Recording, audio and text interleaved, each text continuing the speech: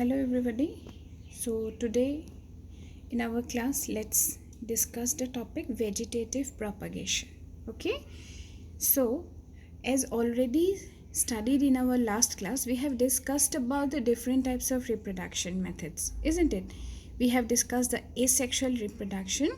Now today let's see what is actually vegetative propagation or vegetative type of reproduction.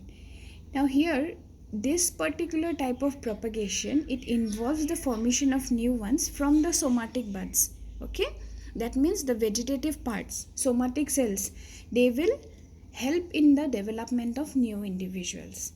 Now the particular parts which are used for propagation are called as the propagules. Now in case of asexual reproduction also, we have found that we have got the word propagule, that means the main reproductive units. Similarly, in case of vegetative reproduction also, the particular parts which are used for propagation are called the vegetative propagules. Okay, now next what happen is that the important part, the particular offsprings, is similar to that of the asexual reproduction. The particular offsprings of vegetative reproduction are also similar to that of their parents. Okay, they are genetically and morphologically similar.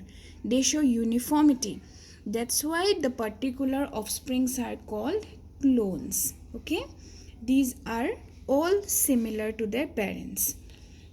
Now, while we are studying vegetative propagation, we come across basically two important methods of vegetative reproduction. One is the natural method and other is the artificial method. Now while we are discussing about the natural vegetative method, natural vegetative reproduction takes place with the help of root, stem or leaves. Okay, now if you follow your NCERT book also, there also you will get the terms like the vegetative propagules, which are the main units of reproduction, and the natural and artificial methods of vegetative reproduction. Now, in plants, the units of vegetative propagation may be runners, rhizome, sucker, tuber, offset, bulb, okay, which are actually capable of giving rise to a new individuals. Okay, they ultimately develop into a new individual. Okay, now you see, for studying the natural vegetative reproduction part, first of all, let's discuss about the roots. Now, while we are discussing about the roots, then what happened? Basically, we know there are two types of root. One is the taproot system and other is the adventitious root system. Now, already in class 11, you all have studied about the different type of modifications of root, isn't it? Like the conical roots, taproot system, tuberous root. So that particular roots, if we take a particular portion and plant it, then definitely it is capable of developing a new individual. Okay, that's why the root, it can be used, it develops adventitious roots, and from that adventitious root it helps in vegetative propagation. For example, sweet potato, dahlia, okay, all these things help in vegetative propagation. Now for stem, again, just memorize, or let's go back to class 11 course. There we have studied about the different type of underground stem modifications, isn't it? Subaerial stems. So this is the potato, this is the underground stem, isn't it? This is the stem tuber. So here what happened, here buds are present, and these particular buds, they help in vegetative propagations. Okay, then rhizome, ginger, the rhizomes also, they develop adventitious roots which help in developing the new individuals. Okay, then for example, bulb, onion also, it can act as a vegetative propagative method. Corm, okay, then suckers, runners, stolon, okay, this is the bulbil that is developed in case of agave. Then in leaf propagation, this is the example of bryophyllum. Here the ends of the veins, it develop leaves which will develop adventitious roots, and these ultimately behave as new individual. Okay, then this is the diagram of an offset Eichhornia water hyacinth. Now this particular plant individually it develops the new ones, and they can individually develop into new individuals. Okay, so these are the different type of natural vegetative reproductive methods. Okay, so all these indicate that naturally they can produce, or they have the capacity to produce their offsprings which are genetically and morphologically similar. That means they are clones. Okay, so these are very important points while we are studying about the vegetative propagation method. Now again, one more important thing while we are studying about the water hyacinth Eichhornia. Now this is known as the terror of Bengal. Okay, Eichhornia crassipes. Actually, the concept behind this term is that a particular naturalist, while he was traveling through the water bodies, he observed the plant. He just, due to its beautiful flowers and leaves, he was so much attracted that he introduced that in the water bodies in of Bengal. Okay, gradually he observed that the plant grew so rapidly, because the means, that is offset, it is a vegetative means, they grew so rapidly that ultimately it occupied the whole water body. Okay, and then what happened when the whole water body was occupied by this plant? Gradually the oxygen level started decreasing. Okay, their rapid multiplication, it drained out the oxygen from the water, for which it resulted into death of other fish, animals and plants living in that water body. Okay, that's why it is also called the terror of Bengal. Okay, this is the very simple concept regarding this title of Eichhornia crassipes, that is the terror of Bengal. Hope this is clear. Okay, next, aerial stem. For aerial stem we can consider Opuntia, sugar cane. Okay, again this you see, this is the runner, which is a vegetative means of stem. This is the stolon. Okay, vegetative means, this is offset. Then in case of sugarcane also we observe here natural vegetative reproduction. The nodes bear buds. These buds are capable of developing new plantlets. Okay, sometimes question comes that why the internodal portion is not capable of developing new plantlets. The internodal portion, it doesn't possess the buds. The buds are present in nodal portion, in which the plant can regenerate and where adventitious roots develop. That's why only the nodal portion are capable of developing a new plantlet, but the internodal portions are not. Okay, then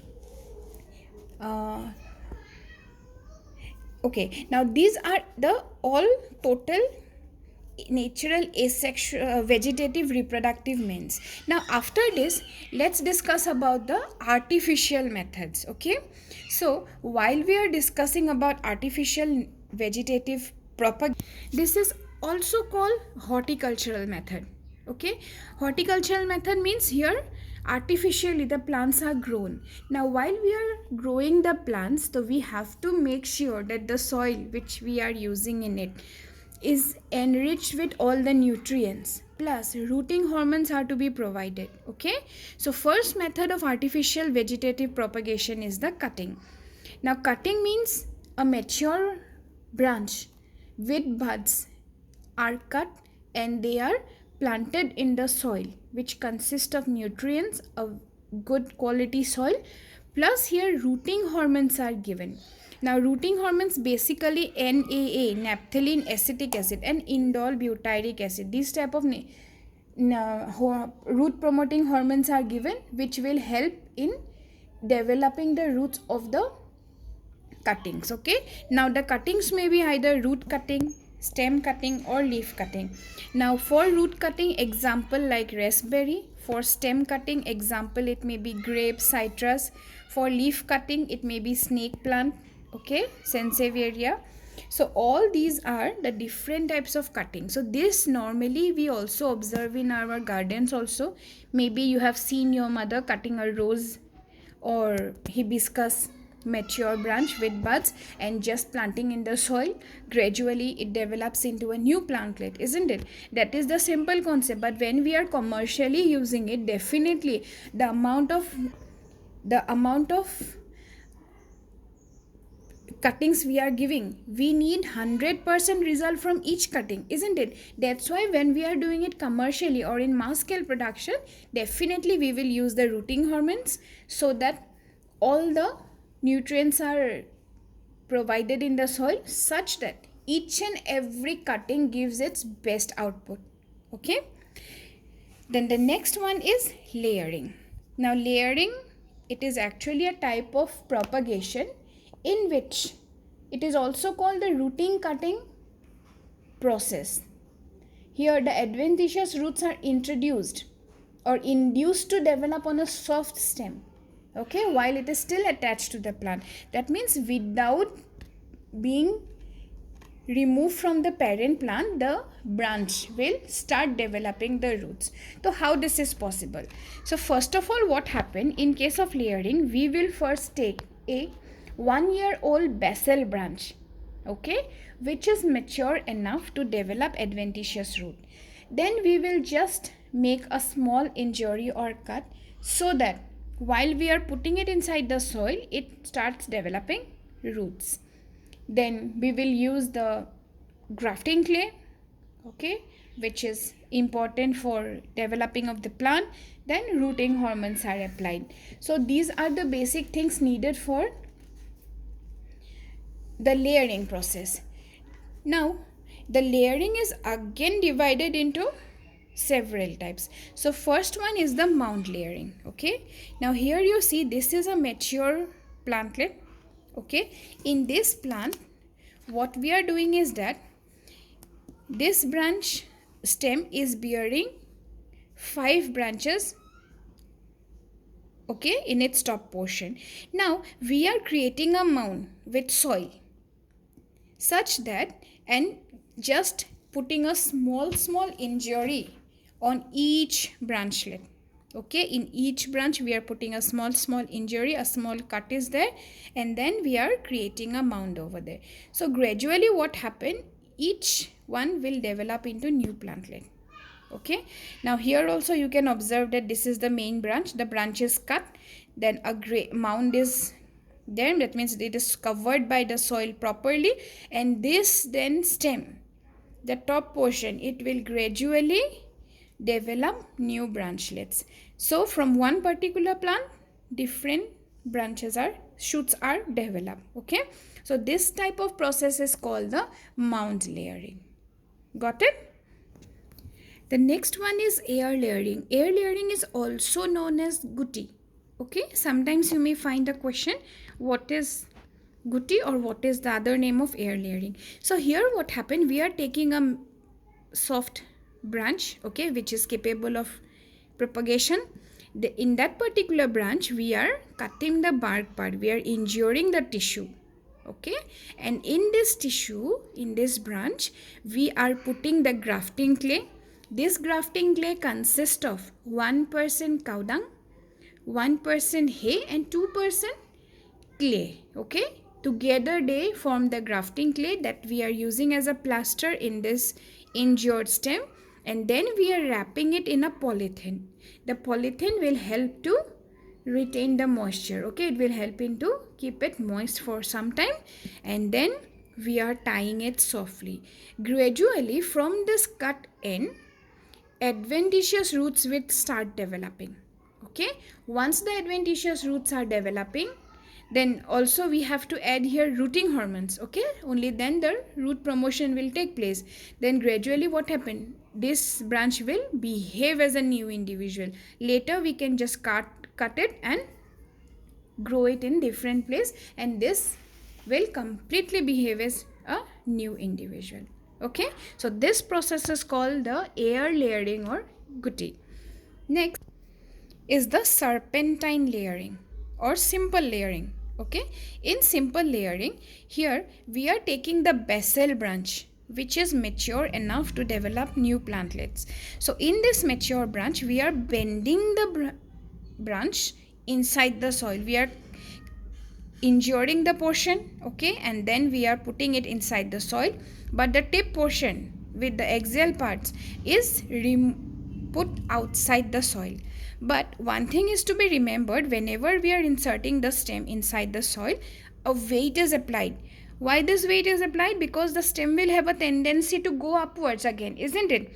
So, and we cannot forcefully put more pressure in this part. That's why a weight is given, so that it remains inside the soil and here adventitious roots can develop. Okay, now this, see, this is done in case of maximum in lemon citrus plant. There also one branch is done, here also one branch is done, and when the roots are developed, that means this particular portion is now independent. Now this is a new individual. Okay, this is known as simple layering. Okay, so these are the different type. Another, some more types are there, but actually air layering, simple and mound layering, these are only most important. Others like serpentine layering is there, trench layering is there, where small trenches are made and the stems are, branches are inserted, drop layering. Okay, so these are the different methods or different types of layering. Then next we come to the grafting part. So grafting is another a very important process, and often questions come regarding this grafting part. So here, when we are doing grafting, that means we are taking the root system and shoot system of two different plants. Okay, and we will just make a composite plant. We will fuse them together with the help of cambium tissue. Now when we are using the term cambium, that means we know that cambium tissue is present in case of only dicotyledonous plant, isn't it? It is absent in monocots. That's why only in case of dicots grafting is possible. So sometime it may be asked, why grafting is possible only in dicots and not in monocots? Then we will have to say that grafting is possible in only dicots due to the presence of cambium tissue. Okay, and it is not possible in monocots because here cambium tissue is absent. Okay, now while we are doing the grafting process, we will take two parts. The portion which we will select for the root system is called the stalk, and for which we will select for the branching part with buds is called the scion. Now the root system or the stalk will have a good root system, okay, and moreover the plants are disease resistant. So while studying the stalk part, we will consider two characters. One is the root system and other is the disease resistant part. And for the scion portion, they will have good growth characters. Okay, plus they will bear maximum buds so that they can show maximum growth. So here the stalk and scion are inserted with the help of cambium tissues. Here grafting clay is applied, it is plastered properly, and then it is allowed to grow. Okay, so now how the cut is made, or in which type it is cut and inserted, the stalk and scion, based on that the grafting may be of different types. One is called tongue or whip grafting, in which the cut is done somewhat like that of W. Okay, wedge grafting, that means it is cut in the shape of a V. Sometimes what happen, we take a larger stalk and then we insert small scions in different parts. This is known as the crown grafting. Then sometimes we insert the scion from the side portion, then it is called side grafting. And sometimes we injure the two branches and just tie them together with the help of grafting clay and allow them to grow. This is called the approach grafting. Okay, again sometimes what happen, we just cut the portion of the stalk and then insert the bud. Okay, the bud which is mature enough for developing, that bud we will insert in that cut and will tie it properly so that it starts developing new plantlet. So these are all the different types of grafting processes. So while we are studying grafting, we have to remember that grafting is possible in case of dicotyledonous plant, due to the presence of cambium tissue. Here two types of parts are selected. One is the stalk and other is the scion. The stalk involves the root system, which has to be good root system plus disease resistant.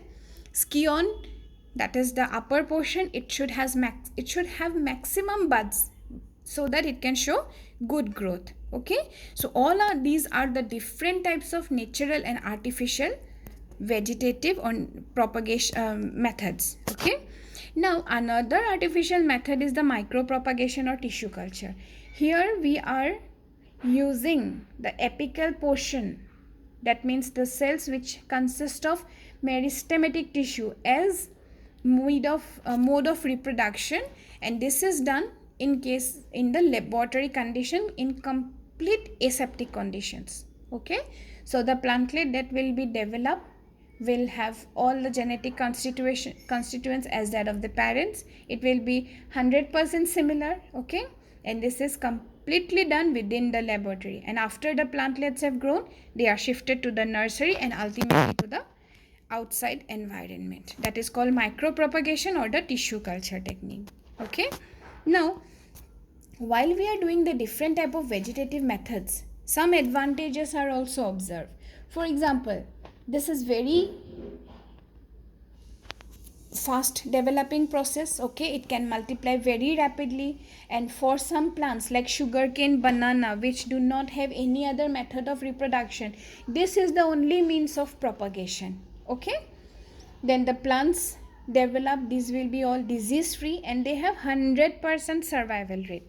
Okay, because we are completely doing it artificially, so definitely they will have 100% survivability. Okay, and from this method, by tissue culture technique, transgenic plants can be developed. Again, some disadvantages are also there, as already we have studied in asexual reproduction. Here also, as it is a rapid mode of multiplication, definitely overcrowding will be done. Okay, and here all the vegetative propagations or propagules that are being developed, they will be having a tendency to be getting easily decayed, and sometimes they are prone to viral, bacterial and fungal diseases. Okay, they do not show any recombination, and if there is no recombination, definitely no variation, and they do not have the ability to adapt to the environmental changes. Okay, so and another more important disadvantage is that they do not have any mechanism to insert good characters and eliminate the bad traits.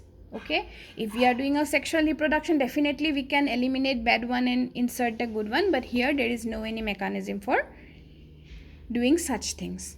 Okay, so these are all about the vegetative reproduction process, propagation method.